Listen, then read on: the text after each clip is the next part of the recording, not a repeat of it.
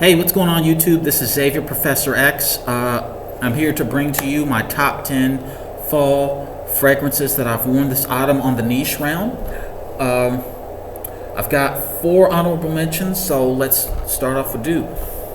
First one comes from the house of ROJA Dove. It is I haven't smelled the cologne version, but this is the vintage formula. I have a sample here. It's the Creation E, also known as Enigma. Next one comes from the house of Parfums de Marley. You all know what this is. No introduction. The Mighty Herod. Tobacco, vanilla. It's kind of in the rim of tobacco vanilla, but it's in its own lane to where you can own both, and neither one of them are redundant. So great scent. Check it out. Next one comes from the house of Ryder. I'm sorry. Next one comes from the house of Idolo. It is none other than Ryder. This was recommended by Lola of Lola Scents. Thanks so much for putting me onto this scent. If you're watching, what you get is a boozy cognac, tobacco, incense, a little bit of jasmine. Kind of reminds me of a less medicinal version and less oriental version of Amber Absolute, but still a gorgeous scent.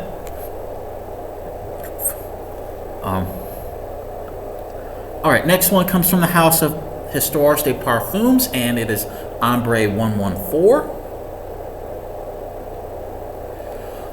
What you get is amber, vanilla, a bit of vetiver. I do like this scent, but I don't love it as much as other people in the community say it is, but I definitely will be doing a review of this in the future, so please stay tuned for that. And the last one comes from the house of Histoires de Parfums. It's the underrated Carlisle. What this reminds me of is a deeper, richer, slightly boozier version of by Killian's Apple Brandy, but this beats Apple Brandy hands down. Performance, projection, longevity, compliments. Definitely check this one out. All right, now we're going into the cut. Number 10 fragrance comes from the house of L'Artisan Parfumé, and it is none other than the underrated Noir Exquis. What you get is ebony wood, maple sap, slightly woody, dry down. Not the best when it comes to sillage, but still a great scent to own in your collection. If you're into niche, this would make one of my top 10 recommendations to people who are getting into niche. So I'll be doing a video on that, so stay tuned for that in the near future. Noir Exquis coming in at number 10.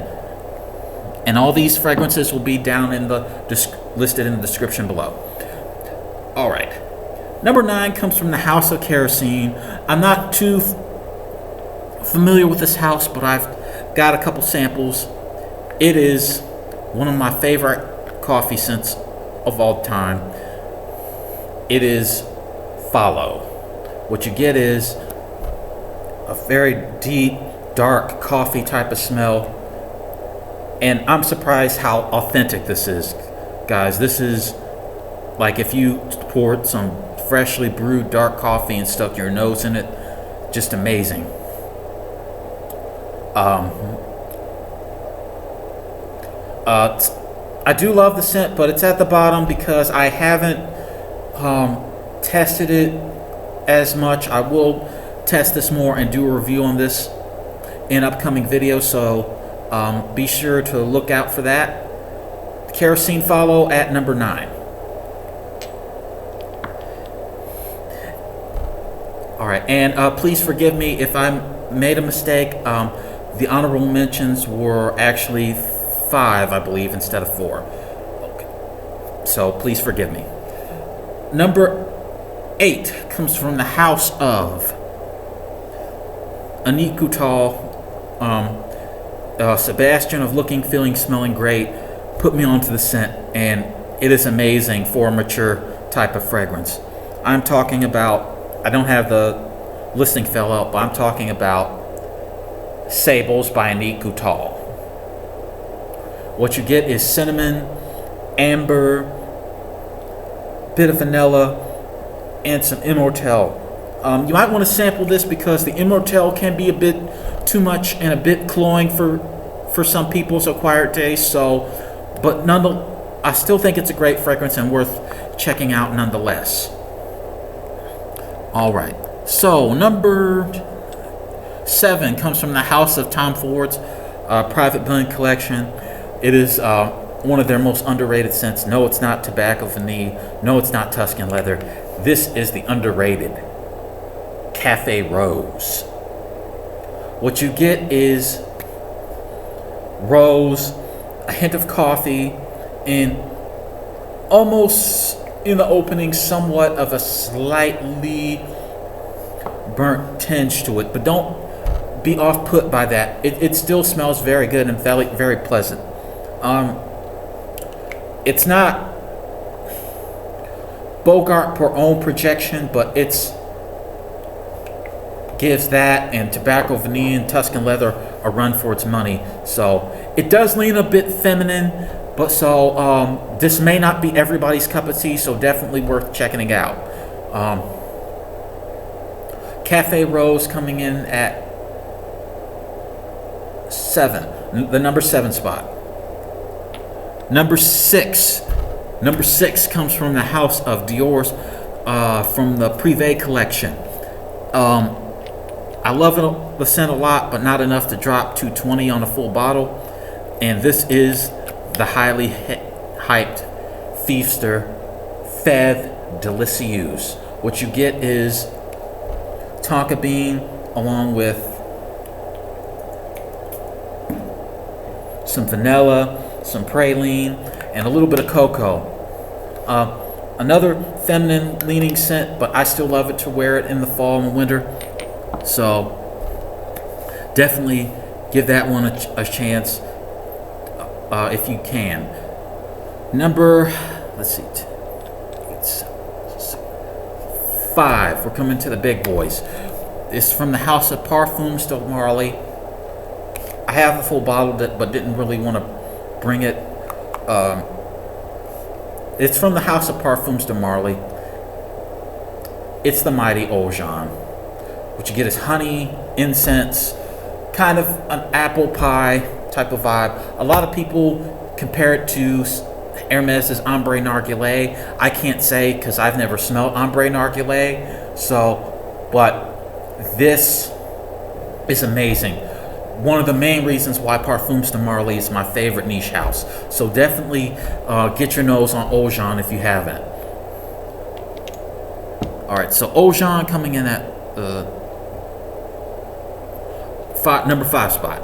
Number 4 comes from the house of by Killian. I know Killian can be kind of a bit overhyped, but it's their most popular fragrance, and it actually deserves to be. You know, guys, what this is. It's Back to Black. What you get is honey, tobacco. You get kind of a slightly powdery vibe as it dries down, but it's a nice scent to wear if you want to get small whiffs of yourself. I love it. It's amazing. Compliment getter. Definitely get your nose on it. So Back to Black at number 4. Number 3 comes from the house of Tom Ford for their private blend collection. It is sadly a discontinued fragrance, but to me it's the heavyweight champion of the private blend collection. You guys know what this is? It is Tom Ford's Amber Absolute. I love this just as much as Carlos Brooklyn Fragrance Lover does. Amber, African incense. You get a slightly medicinal vibe to it, but not overly like Ambre Sultan. This stuff is is pretty potent. So go easy on the trigger. Definitely a very good compliment getter, as long as you don't overspray this to death. Ambre Absolute coming in at number 3. Number 2 fragrance comes from the house of Mason Francis Kurkdjian, one of the best, another heavy-hitting amber scent. I'm talking about the one and only Grand Soir. What you get is a smooth, rich, buttery, slightly powdery amber. This in Ambre Absolute is the epitome of what amber scents are supposed to be, and it's a really good compliment getter, and one of the biggest sillage monsters that I own in this top 10 list. It actually gives Ambre Absolute a run for its money, but still two wonderful amber fragrances. Mason Francis Kurkdjian Grand Soir coming in at the number 2 spot. And the heavyweight champion of this whole list comes from the house of PHAEDON. It is the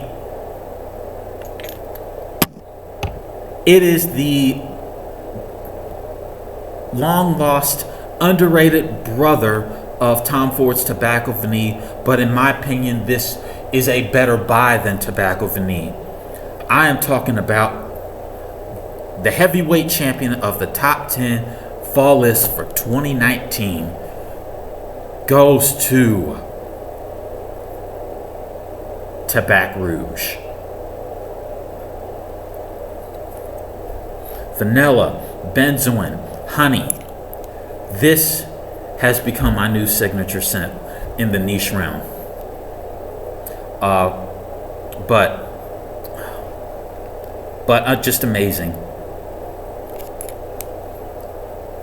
Don't buy that overpriced Tobacco Vanille unless you really want it and get on a split or whatever. But this is what you want in your collection, and this is why I'll never own a full bottle of Tobacco Vanille, because of this.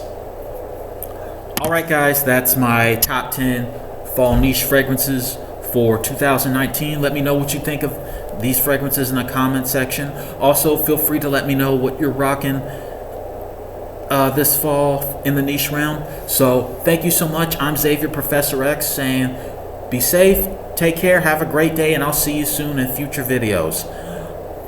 Peace.